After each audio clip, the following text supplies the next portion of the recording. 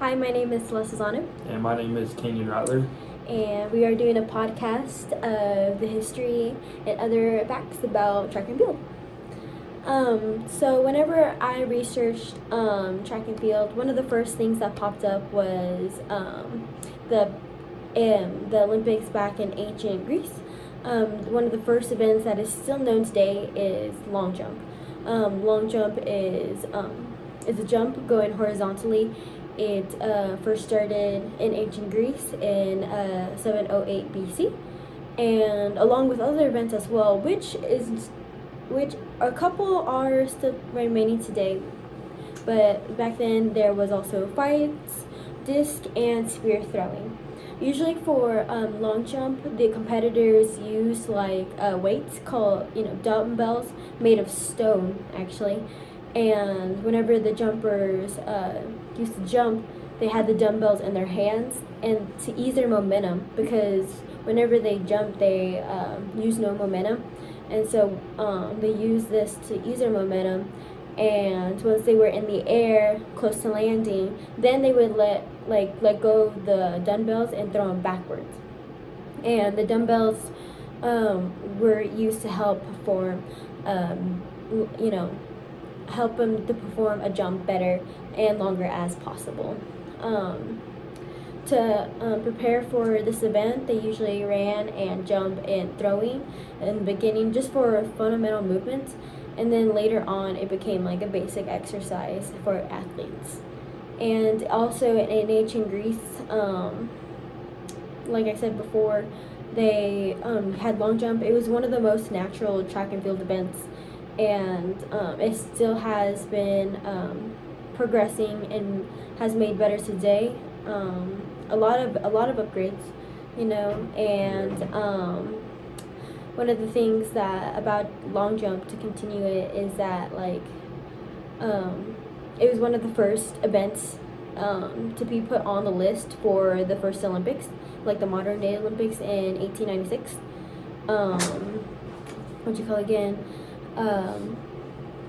It has changed over the course of time, along with records and athletes and competing in different locations. And they also included along with long jump, it also included high jump and triple jump. These were done without momentum, and they were done. One of the best athletes in America that did all three of them were Ray Erie. Is that how you say it, right? Ray Erie. Yeah, Ray Erie, and he won all of them in 1900 and then 1904. And then since 1906, the triple jump did disappear, but he continued to win the remaining events without momentum. And he repeated the performance in 1908 in London, actually. And then finally in 1912 in Stockholm, without the American retired. Oh yeah, and then he retired due to his age in 1912. And the competition was all open again, and people, were jumping to the first chance they can get to get the new triumph and to get the new record. And then a different champion, I cannot pronounce his name, I don't think you'll be able to either. It looks like Kronos, but I'm not going to say Kronos, Tios, I can't even pronounce. Konstantinos. Yeah, that's it. Konstantinos. Was the last champion actually that used long jump without momentum, and he jumped 3 and 37 meters, beating the Americans Platt Adams and Benjamin Adams, but they both got revenge in the high jump, which with its final performance in 1912, including in 1912. Let me go back a little bit. And they, the first modern Olympics was in 1896, and the dumbbells were finally removed that were made of stone, removed from the long jump. And but what was included in other additions, such as discus and shot put. There you go. Other events such as those, and then they finally they did not let women compete either in the Olympics, until 1928. So that's pretty wild. And they let them compete in the Netherlands. And also in 1912, he was established. Long jump was established for 1912 in the International Association of Athletes Federations called the IAF, and long jump was finally put in an event for both women and men, and which could be achieved only in 1932. So that's quite a bit of how track and field came to be. Was one of the first events was long jump, and I know you have a couple things to add about the first things and the first games. Yeah. So everything that track has, she was mentioning the field events and long jump and but oh wait, can I interrupt you real quick? yes. Yeah, one of the first things for long jump and for all the other jumping events, they had this type of shoe, and this type of shoe had actual nails in the bottom of it. Yeah. Imagine, and I pulled up a picture. Unfortunately, y'all cannot see it, but it was just a tiny black shoe. It kind of looks like a track field. It looks like it has track nails field. in Yeah, it. but it kind of looks like a track shoe today, right? Just a little, without leather. the yeah. What? But it kind of looks like a track shoe, Yeah, today. it looks But like a track shoe. yeah, but the only thing is I had actual nails on the bottom of the shoe, which, thankfully with modern technology and other athletes that have experienced it, it has been really a lot better. So I think that's a good thing too. Imagine jumping with nails. Oh my god. That'd be awful. How can you jump with nails? I don't know. That'd be terrible. I can't imagine. But But at least it's better today, and thank you Nike and Under Armour and New Balance and all those other shoe companies that have made it better. So, Yeah. but go ahead. But Sorry. yeah, so she was talking about the field events, and I'm basically gonna be talking about indoor and outdoor track events. So track events include indoor and outdoor sprints. Indoor sprints range from 50 yards to 500 meters, and outdoor sprints are either the 100, 200, or 400 meters. Middle distance races range from the 800 to 2,000 meters, and long range distances from 3,000 to 30 meters. So in addition to sprints, there are also hurdles and relay teams. And relay teams are basically just 4 people on one team with the handing a baton. And hurdles are placed on the track, and the athlete must run while jumping over the barriers. And it's not like a point system. So you would think that if you knock them down, it's -1 point. No, it's just as long as you stay in your lane and get over it, or even you can go under it. To be honest, you can go over it or under it, but it's it'd probably be faster if you went over the hurdle instead of under it. But men must cross 10 hurdles in either the 110 or the 400 meter race, and women must cross 8 hurdles at 100 or 400 meter. So relay teams are composed of 4 athletes who each run separate distance or legs of the race, and the legs are the positions. You have your first leg, and second leg, third leg, and then anchor. And the most famous relays that we have to this day are the 4x1 and the 4x4. So yeah, and to branch off you, along with other different events from track and field, a couple of other sports were created, like cross country and the marathon, the half marathon, triathlons, decathlons, road running, mountain climbing, everything just branched off from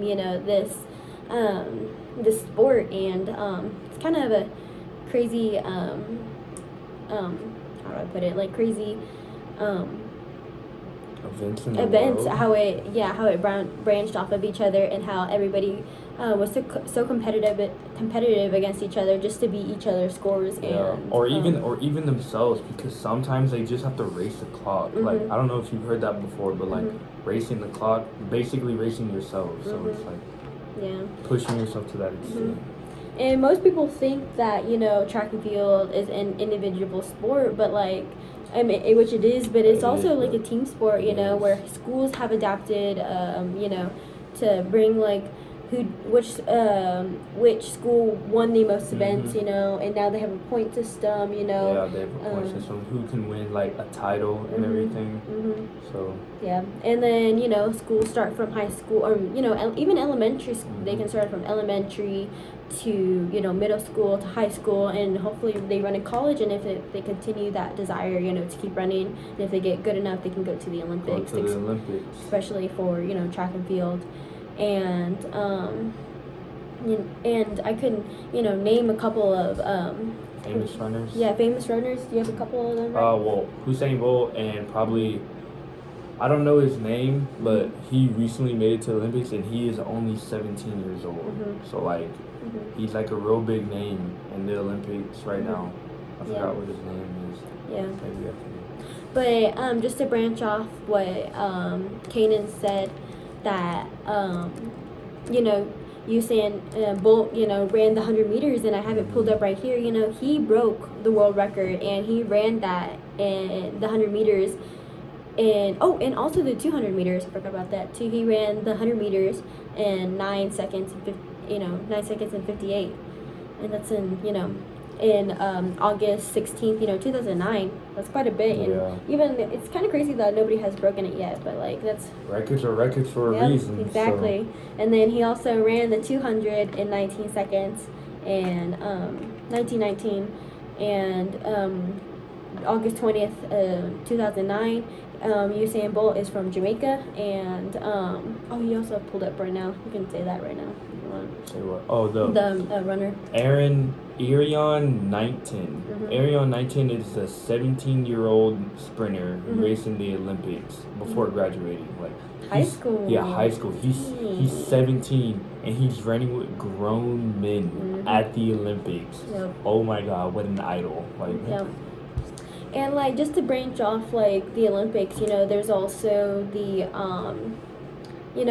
there's also indoor track and outdoor track, and there's also like the Special Olympics, for other people, and there's also like different other championships that you can go to, and for just to compete against other people, and I can actually name a couple of world records. Like David Urusha ran the 800 in 1 minute and 40 seconds. Ooh, Imagine. In the London Olympic Stadium in August 9th, 2012. And there's also like Noah Nahin, who ran 1,000 meters in 2 minutes and 11 seconds. These are fast times. September 5th, 1999. Yeah, and there's also fast women as well. We can look at Florence Griffin from America. She ran a 10.4? 10.4. 100 meters on Oh. July 16th, 1988. Golly. Wow. Even though there's a little separation from men and women, it's still It's still competitive the women are field. fast. Mm-hmm. That girl ran a 47. Yep. And a 4. Crazy. Can you do that? With training. I mean, now. What can you run right now? 48.6. Not bad. I'm a boy right now. Yeah. Like, I'm still training. Even like the marathons. Look at this. Where is it? Hold on. Marathon. 2 hours in a second. That's insane. The marathon on September 16th, 2018. Somebody from Kenya broke it. Kenya. Wow. But Yeah, look at that. It's insane. Or is it Kenya? Hold on, let me see.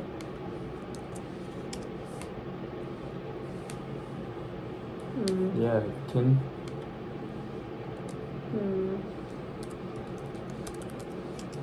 Oh yeah, Kenya. Yep, it is Kenya. Yeah, but anyways, track has been like, I feel like track is now such like a popular sport now because they have like AAUs for it now. Like you can get recruited now, you can get scholarships. Like I feel like back in the day, like I mean, of course in BC days, I feel like it was just like an idea. It was an entertainment sport. Yeah, and it, like for like just to entertain people. Yeah, but now it's like now people are making like millions off of like And college training. and training. Like Insanely. it's just crazy how far that sport has come to this day. Yep. And then also to branch off that, like different organizations have like put it on, like NCAA, Yes. NIA, other organizations have put this together, offered scholarships, offered titles, and offered other things like All-American, national champions. It's Yes. just it's a hard It's it's a hard thing to do, but a great honor, and if you get it, and it's just it's like crazy how far track and field has gone, and other events, like the marathon, which was not part of the ancient Olympic Games, but now has become one of the modern races in the Olympics, and what you call again, and the marathon, it's still like a track event. Well, it's separate from it, but it consists of 26 miles, and it's just insane how the fastest person can run that in 2 hours. That's crazy. Yep. But it's like, I don't know. I know track, back in the day, like in the BC days, it was like just for entertainment. But like, track didn't really take off until like 1840, like the 1860s, like in England. It didn't like, that's where like it got popular. It got popular in England when it held its first championship for men, and like there were no financial competitions was provided to the winners. So like modern day Olympics, it's just like takeoff now. It's going uphill. It's being streamed on like any not any site, but ESPN, like the big sites and everything. It's there now. Yeah, and then just like there's so many sports to track and field, and that consist of not just running but other sports as well, like discus throwing and shot put and javelin throwing and hammer throwing. It's just not just like what people think of it. Oh, they're just running a little bit, or oh, they're just running a certain amount, or oh, they're running forever. It consists of different things. Track is more than just like even with the races, it's more than just running. It really is all technique. Like if you have to have technique and like strategy to run. So like if you want to win, you have to have technique and strategy. That's like in the story. Yeah, and to even to like branch off of that, like people have to eat so healthy, and people don't understand how like important it is to like eat healthy. Water. And, there you go. I'm about to say that next. Water is such an important factor. You have to, especially for track and field. Since you're running and using so much of yourself, you have to be constantly drinking water. And I remember like even going to like cross country meets or like track meets that we would stop like every hour just to Drink water. go to the bathroom, and when we were traveling, and and it's such an important factor, especially like when you're about to run. You want to eat properly. You want to eat pasta the day before, or you want to eat fruit, or like the day of. Like it's just something easy on your body. Especially for every athlete is different. What they prefer and what they think is best for them. Certain athletes are like, oh, this won't bother me, but some other athletes are like, oh yes, that bothers me quite a bit, or even what they wear. Like certain people have to have like certain shoes and certain like socks. there's like to branch off of that, like certain shoes, like there's also different type of spikes. I remember hearing one person saying that you can use the same spikes for any race. Wrong. You cannot do that. Like you can't do it. Like if you wear sprinter spikes for like the mile, it's not going to be good. Your feet are going to start hurting. Like you need certain shoes for certain things. And people think that shoes, oh, they're just running shoes, but you can't use a pair of Hokas on a track. You're gonna it's just too much weight on your feet. You're gonna slip, and like it's just too much weight that you can you should have a lighter shoe, and if you're running sprints, you should have spikes underneath it. Yeah, especially for that. And people get it mixed up, especially for cross country and for track. They can use what they're comfortable with, and like, you know, especially for cross country you want to have like thicker, more comfortable shoes, and then for, you know, for track you want to have thinner, you know, lighter light shoes, and springs underneath it to grip the track, especially if you're running, you know, shorter distance, or like I showed you earlier, the long jump and the not shot put, triple jump and high jump, and I suppose like pole vault too. Pole vault, same thing. Yep. And so it's important, you know, for an athlete, especially for a track, you know, to look what they're doing, and especially now that I research it, it's like, you know, important to understand, you know, where you're coming from, and you know, what you can do to get better. And especially whenever I was running, my dad always told me, oh, research it if you're not, you know, certain or 100% about it, you know, and oh, what is the best shoe? Research it, you know, what to wear, and what's, you know, because they're always updating, you know, one year it could be, you know, Brooks, or the next year it can be Hoka's for cross country, and New Balance. It toggles every year. Yep. And so I could tell you more about unless you have anything to say about I think the only thing that I would have to say about you, about how you want to get better, I think it would probably be like having faith in your coach, because I don't know, I know a lot of people that just like blow off what their coach tells them, which sometimes isn't bad, but like sometimes it's like, I mean, with the history of track, like you need to trust your coach, because then who you're gonna trust. So like that's how you get better. Yeah, and then hopefully, you know, if you have a good coach, you know, they'll lead you to, you know, what you can do, and, you know, your best ability, and you'll improve. And even if you have bad days, you know, everybody has their bad day of running, and to get better and have motivation. You know, people, especially for track, have to have a great good mentality about what they're about to run, because it is a mental sport, you know, if you think about it, because not a lot of people do it. If a lot of people do it, you know, then, you know, it wouldn't be as, you know, popular as it is today, you know, especially for, you know, people running short distance, long distance. It doesn't matter, you know, you have to have a good mentality about what you're running, and because there wouldn't be. It says right here that, you know, that in 1954, Roger Bannister was the first person to run a 4-minute mile, and you know, this is just insane, because you look at, you know, other people and you see, oh, they can run like, you know, a mile in, you know, 6 minutes, 8 minutes. You know, but if you set your mind to it, you know, you can run, you know, as fast as 4 minutes. Especially, you know, and it says right here psychologically that that middle distance events demand athletes have good aerobic energy producing, you know, systems, and to have a strong endurance, because endurance is, you know, a huge factor, especially for longer distances. And I mean, it's different for everybody, but like you have to have you know, just the fundamentals, like endurance and speed, and it just all branches out and, you know, connects with each other eventually. And so I just feel like it's more than, like, yes, you have to have speed and endurance, but like I don't think people understand how much of a strong mind you have to really do like track, and let alone cross country. Cross country is such a mental sport. You're basically running till you drop.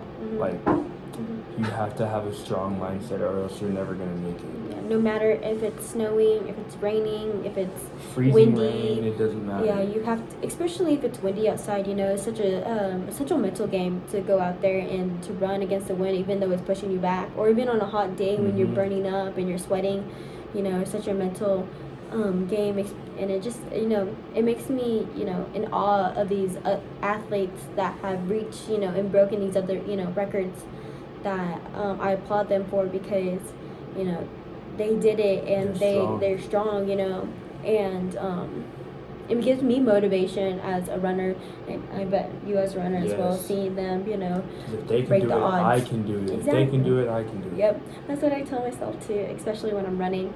And I don't think people, you know, most people don't understand like how hard it is, you know, especially to run. You're just running, and I'm like, bro, it's more than that. Exactly. I promise you, it's more than that. It's one of the hardest sports for sure, and it's one of those sports that you have to give it your all, and you know, Train every day. train for every it. day for. You can't take a break. Because I'm sorry, I don't know if I cut you off or not, but There you go. like track isn't like any other sport, like football or soccer. Like you could really take a break off of like all them other sports for like weeks to come, but with track, you can't. Like you can't not do anything for 3 or 2 weeks and expect to PR.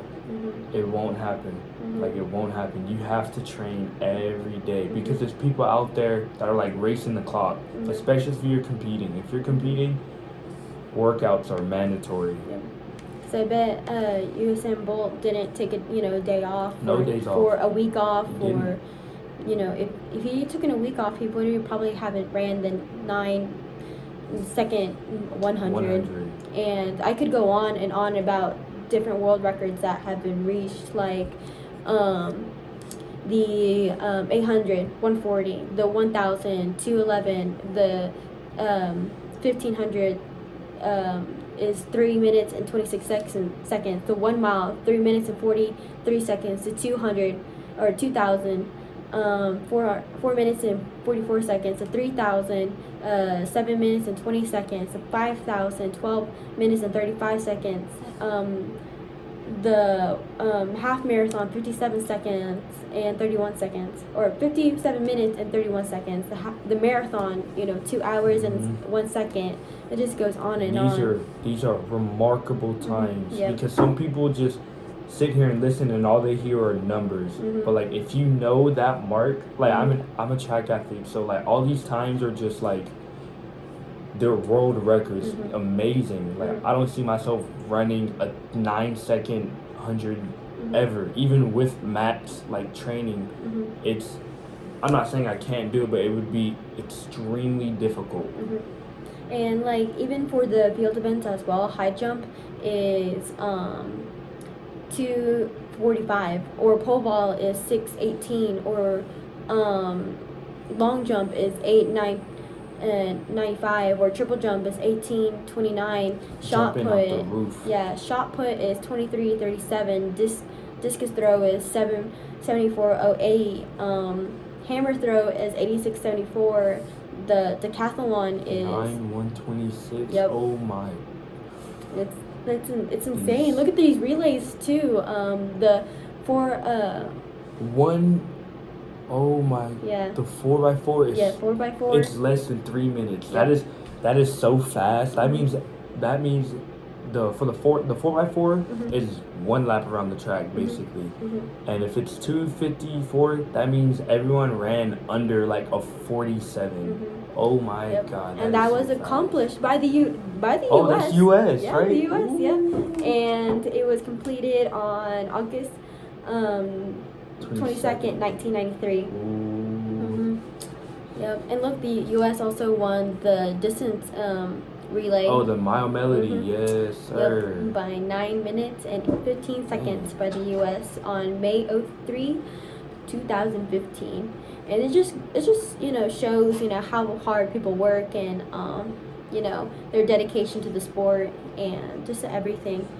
And even if they get hurt or they don't feel like, oh, I don't want to go today, they push themselves to go out there and to compete and give it to their all. And they'll tell you, they have written books, they have talked on TV shows, they do podcasts like us as well. Just like us. They do YouTube videos, they have social media, commercials.